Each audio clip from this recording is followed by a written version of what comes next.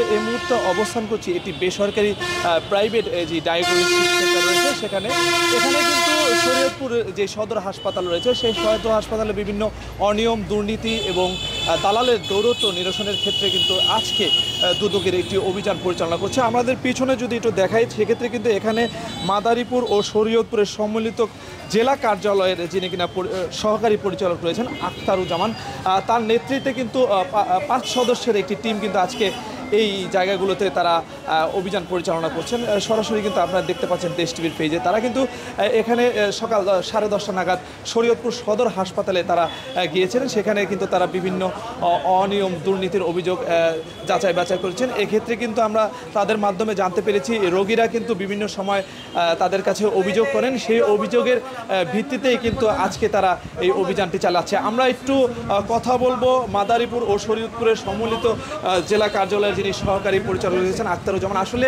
আজকে আপনারা কিসের ভিত্তিতে অভিযান পরিচালনা করছেন এবং কি জায়গায় আপনারা অনিয়মগুলো পেয়েছেন? আপনারা আপনারা জানবেন যে মাননীয় কমিশন সেবা খাতের সেবা নিশ্চিতের ক্ষেত্রে দৃঢ় প্রতিজ্ঞাবদ্ধ। তারই অংশ হিসেবে আজকে শরীয়তপুর সদর হাসপাতালে বিভিন্ন অনিয়ম দুর্নীতি দালালদের দৌরত্ব ভুয়া টেস্ট বাণিজ্য সহ আপনার টিকিট বাণিজ্য এবং নিম্নমানের খাবার সরবরাহ সহ বিভিন্ন বিষয়ে আমরা আজকে অভিযান পরিচালনা করেছি। আমরা সকাল 10টা থেকে সংশ্লিষ্ট ওয়ার্ডে ডিপার্টমেন্টে আমরা অভিযান পরিচালনা করেছি এবং অধিকাংশ অভিযোগের সত্যতা পেয়েছি। এবং একই সাথে আপনি অবাক হবেন, এই ডিজিটাল ডায়াগনস্টিক সেন্টারের একটি ওখানে তথ্য ছিল যে ওখানে দালালগুলো তাদের মাধ্যমে ভুয়া রিপোর্ট দাখিল করে এই ডায়াগনস্টিক সেন্টারে এসে রোগীদের প্রতারণা করে। তারই সত্যতা আমরা পেয়েছি। অলরেডি আমরা সে কাগজটা জব্দও করেছি। এখানে দেখলাম যে প্রত্যেকটা দালালের নাম এখানে ইনক্লুড করা আছে। এবং হাসপাতালে আরও আপনারা জেনে অবাক হবেন যে হাসপাতালে ডাক্তার তিনি টাকার বিনিময়ে চিকিৎসা করছেন, সেটা সত্যতা পেয়েছি।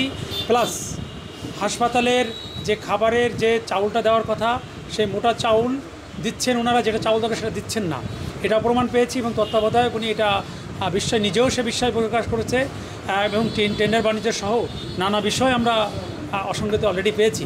আমরা এগুলো বিস্তারিত প্রতিবেদন কমিশনের কাছে পরবর্তী প্রয়োজনীয় ব্যবস্থা গ্রহণের জন্য প্রেরণ করব। আচ্ছা, আমরা দেখেছি বিগত দিনগুলো তো আপনারা এই ধরনের অভিযান চালাচ্ছেন, পরবর্তীতে আবারও সেই একইভাবে তারা এই কাজগুলো করেছে, সেক্ষেত্রে আপনারা কী ধরনের উদ্যোগ নেবেন? আসলে দুর্নীতি দমন কমিশন একটি আইন এবং প্রসিডিংয়ের মাধ্যমে চলে।